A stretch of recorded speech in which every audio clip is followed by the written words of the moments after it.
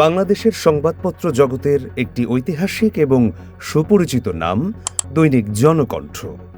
১৯৯৩ সালের ২১শে ফেব্রুয়ারি মহান ভাষা দিবসে যাত্রা শুরু করা এই গণমাধ্যম দীর্ঘ ৩ দশকেরও বেশি সময় ধরে স্বাধীনতা, অসাম্প্রদায়িকতা এবং মুক্তিযুদ্ধের আদর্শে সাংবাদিকতা করে আসছে। অনুসন্ধানী প্রতিবেদন, সাহসী অবস্থান এবং জাতীয় ইস্যুতে সক্রিয় ভূমিকার কারণে পাঠক মহলে একটি গুরুত্বপূর্ণ অবস্থান তৈরি করেছিল। দীর্ঘ পথ চলায় জনকণ্ঠ শুধু সংবাদপত্র হিসেবেই নয়, বরং রাজনীতি, সাহিত্য, বিজ্ঞান ও সংস্কৃতির নানা ক্ষেত্রের লেখক, সাংবাদিক ও বুদ্ধিজীবীদের জন্য একটি গুরুত্বপূর্ণ প্ল্যাটফর্ম হয়ে ওঠে। তবে জনকণ্ঠের এই পথ চলা কখনোই সহজ ছিল না। বিভিন্ন সময়ে নানামুখী চাপ, হামলা, হুমকি ও চক্রান্তের মুখোমুখি হয়েও সমস্ত প্রতিকূলতা পেরিয়ে এই ঐতিহ্যবাহী প্রতিষ্ঠান তার প্রকাশনা এবং জাতীয় স্বার্থে লড়াই অব্যাহত রেখেছে। ২০২৪ সালের ৫ আগস্টের রাজনৈতিক পট পরিবর্তনের পর দেশ জুড়ে যে মব কালচার, দখল ও আইনহীনতার সংস্কৃতি মাথাচাড়া দিয়ে উঠেছিল, তার সবচেয়ে নৃশংস এবং ভয়াবহ রূপটি প্রত্যক্ষ করেছে দেশের অন্যতম প্রতিষ্ঠান দৈনিক জনকণ্ঠ। একটি দীর্ঘ ঐতিহ্যবাহী গণমাধ্যমকে কিভাবে ভেতরের এবং বাইরের একটি উগ্র, স্বার্থান্বেষী ও দুষ্কৃতকারী চক্র সম্পূর্ণ জিম্মি করে দেশের প্রচলিত আইনের তোয়াক্কা না করে দিনে দুপুরে ডাকাত দলের মতো তাণ্ডব চালিয়ে ধ্বংসের কিনারে এনে দাঁড় করিয়েছে, তার একটি রোমহর্ষক এবং শিউরে ওঠার মতো চিত্র উন্মোচিত হয়েছে। কর্তৃপক্ষের অভ্যন্তরীণ গোয়েন্দা নথি, সিসিটিভি ফুটেজ, ডিজিটাল তথ্য প্রমাণ এবং ভুক্তভোগী কর্মকর্তাদের প্রত্যক্ষ বিবরণী বিশ্লেষণে দেখা গেছে, এটি কোনো সাধারণ ক্ষোভ বা শ্রমিক আন্দোলন ছিল না, বরং পূর্ব পরিকল্পিত চক্রান্তের অংশ হিসেবে যোগ্যতা না থাকা সত্ত্বেও কিছু সাংবাদিককে কৌশলে নিয়োগ দিয়ে পরবর্তীতে এদের সঙ্গে বহিরাগতদের সমন্বয়ে মব সৃষ্টি, নজিরবিহীন ভাঙচুর, বিপুল আর্থিক লুটপাট এবং সিনিয়র কর্মকর্তাদের বিভিন্ন ধরনের হুমকি প্রদানের মাধ্যমে আঁকা হয় প্রতিষ্ঠানটি দখলের এক ভয়ঙ্কর নীল নকশা। ঘটনার চূড়ান্ত এবং বীভৎস রূপ প্রকাশ পায় ২০২৫ সালের ৪ অগাস্ট। সেদিন একদল উগ্রপন্থী কর্মচারী এবং বহিরাগতদের নিয়ে গঠিত একটি বিশাল হিংস্র মব পুরো জনকণ্ঠ ভবনে নারকীয় তাণ্ডব চালিয়ে জোরপূর্বক দখল করে নেয়। কোনো আইন বা প্রাতিষ্ঠানিক রীতিনীতির তোয়াক্কা না করে সম্পূর্ণ গায়ের জোরে পত্রিকার বৈধ সম্পাদক এবং প্রকাশককে নিজ প্রতিষ্ঠানে অবাঞ্ছিত ঘোষণা করা হয়। অভিযোগ রয়েছে, এক প্রভাবশালী সাবেক ডিজিএফআই কর্মকর্তা মেজর আফিজুর রহমানের প্রত্যক্ষ মদদে এই মবটি অফিসের ভেতরে ত্রাসের রাজত্ব কায়েম করে। ষড়যন্ত্রে যুক্ত থাকা কর্মচারীগণ ভেতরে মিটিং করে নিজেদের মন গড়া নতুন সম্পাদকীয় বোর্ড গঠন করে এবং মালিক পক্ষকে সম্পূর্ণ উৎখাত করার ঘোষণা দেয়।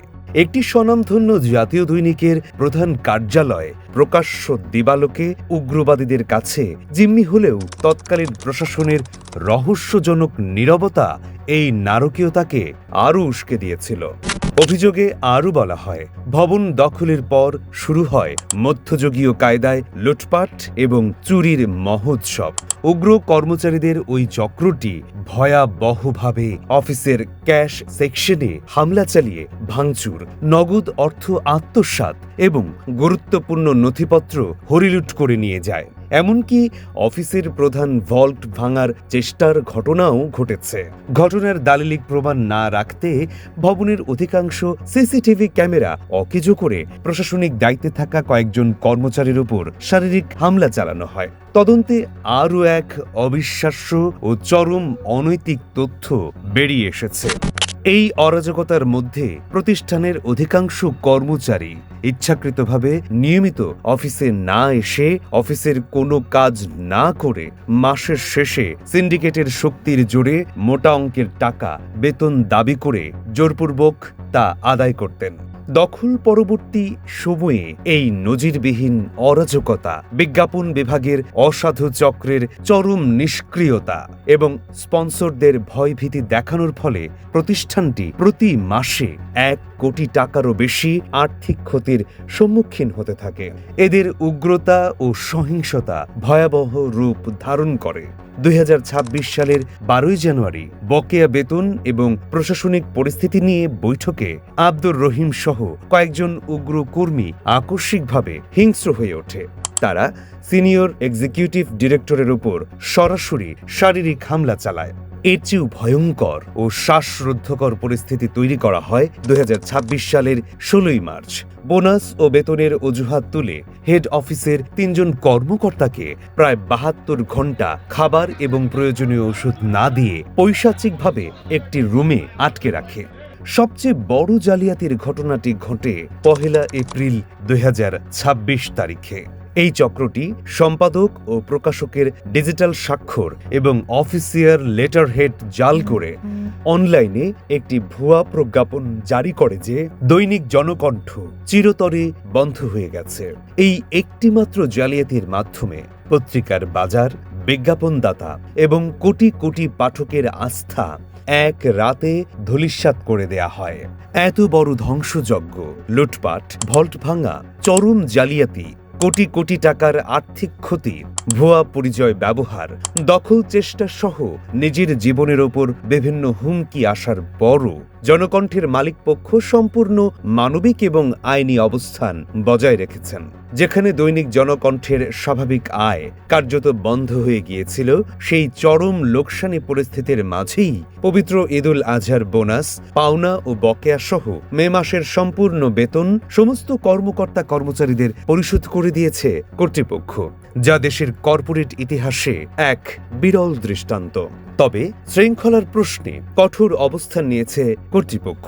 মব, ভাঙচুর, ক্যাশ লুটপাট, অবরুদ্ধকরণ, অনিয়মিত উপস্থিতি এবং কাজ না করে অবৈধভাবে বেতন খাওয়ার মতো জঘন্য অপরাধ ও প্রশাসনিক অনিয়মে জড়িতদের বিরুদ্ধে কঠোর প্রাতিষ্ঠানিক ব্যবস্থা নেওয়া শুরু হয়েছে।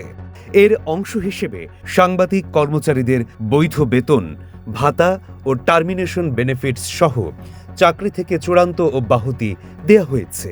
পাশাপাশি আরও কিছু সাংবাদিক কর্মচারীদের কারণ দর্শানোর নোটিশ পাঠানো হয়েছে, যা যথাযথ তদন্ত, নথিপত্র যাচাই এবং আইনি প্রক্রিয়ার মাধ্যমে চূড়ান্ত সিদ্ধান্ত না হওয়া পর্যন্ত স্থগিত থাকবে।